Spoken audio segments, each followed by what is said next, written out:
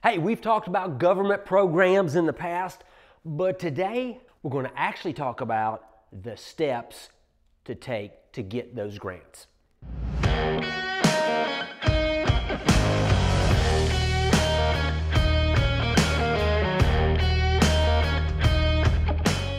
We try to keep these videos short, but today this one might go a little longer, but I think you're going to find that it's worth it to hang in. So there's probably not too many times when you and the government agree on anything, but this is one thing that I think we'll find some commonality in. The government wants to save resources, and so do you. Because you save resources, you save money. We're going to talk about saving the resources that the USDA and the NRCS are concerned about. Now, basically, it falls into two categories for the most part. The first one is waste. And we've talked in the past with the NRCS and talked about how to get money for your composting shed, for your litter sheds and different things like that. But energy is a big one, especially right now. In fact, it's probably becoming more of a priority.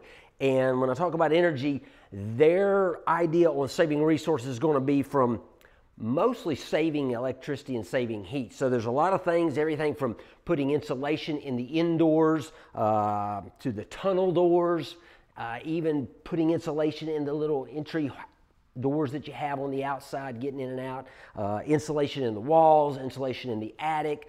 We've done lights recently. We've had a couple videos on lights, but their big concern is getting LED bulbs in there, upgrading your fixtures, and different things like that. So there's a lot of things that energy-wise, and there's obviously more than that right there. But these are the things that the NRCS is mostly concerned about. And the big thing is that it actually can impact not just your pocket, but when you take care of these things, it can actually help the performance of the bird as well. And actually, some of you are going to save more money than others. This is something I found, and I've never heard this, but when I went to the office, this is what I found. New farmers can actually get 90% of these items taken care of. What is a new farmer? Any farmer less than 10 years. If it's over 10 years, an older farm is going to take 75%. But if you're a newer farmer, which a lot of you who follow this YouTube channel are because you haven't been around it for 20 years. You're kind of new at it, so you go out there looking for some new things. If you're in that category, I encourage you even more to go follow these steps because you could get 90% of these upgrades taken care of.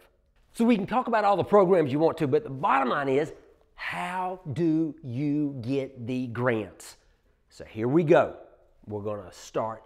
Number one, before you can get any grant or before you do anything is you have to register with the Farm Services Agency. Yeah, the FSA in your local area. You have got to register first. Now, in going through this little research activity that I've done, I realize we're probably going to do another video on the FSA because I did not realize how much FSA does for other things other than like commercial poultry. Like many of you do more than just poultry. You have cattle, you have crops, and the FSA can be a big asset in those realms also. So we are going to do another video on the Farm Service Agency. But the number one thing you've got to do is you've got to register with the FSA. The second thing is, while you're in that office, and usually they're in the same office, is with the NRCS, you fill out an application. So register with the FCA, fill out an application. Now, once you fill out an application, doesn't mean necessarily that you're guaranteed to get anything, but it starts the ball rolling. And one of the first things, which would be the next step, but the first thing that the application does is it gets you set up for an audit, because that's the first thing that's got to be done is an audit. Now, two things under this. Number one, you can pay for your own audit. You can have somebody that'll come out and do the audit on what needs to be done on your house. Or you can let the NRCS pay for a large part of that audit, and they will. They'll pay 75% of that audit. Now, I think an audit may, from what I understand, maybe anywhere from $3,000 to $4,000. So why not let the NRCS pay for it? Okay. Here's another thing to think about when you're trying to decide that. When the NRCS does an audit, it's going to take about a year before they can move into the next point of action. So if you want it done quicker, or maybe your integrator is needing you to do some things ASAP, then maybe you go ahead and do the audit, and then you walk in, and then they can start making movements then by approving and do all the next steps we're going to talk about. So register with the FSA, fill out the application with the NRCS, and then get your audit done. Now, so we got the audit done. What's next? Well, then becomes the approval. So you got to think about this. If the government's going to put their money in it, they want to get the biggest bang for the buck. Their goal is resources conservation.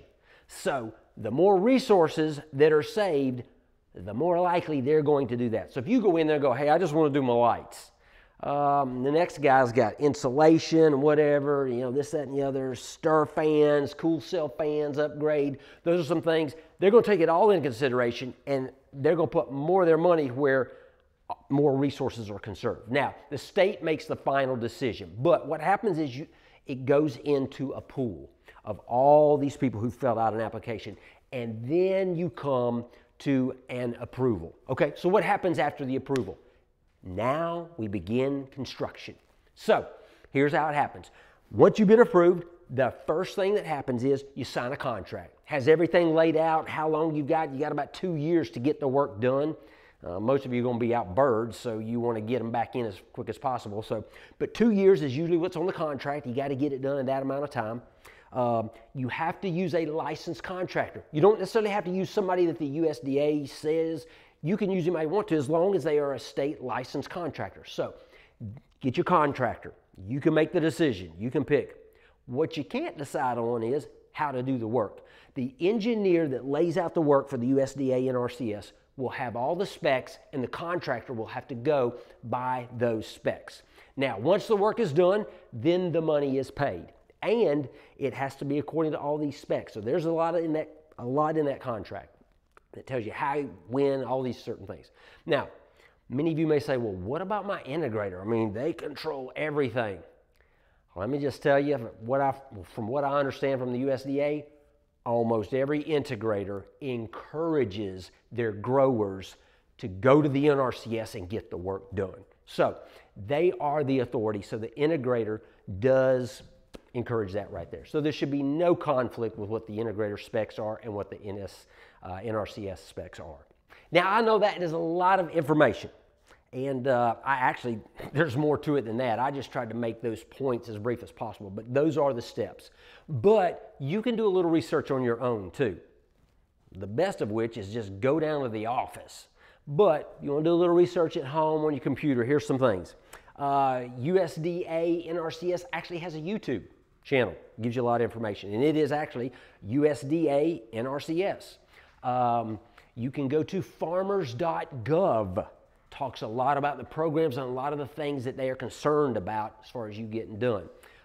You can go to grants.gov, and actually I think this is where you can find some of that solar panel money for the Renewable Energy Agricultural Program. I think the REAP program is actually more in line with that grants.gov.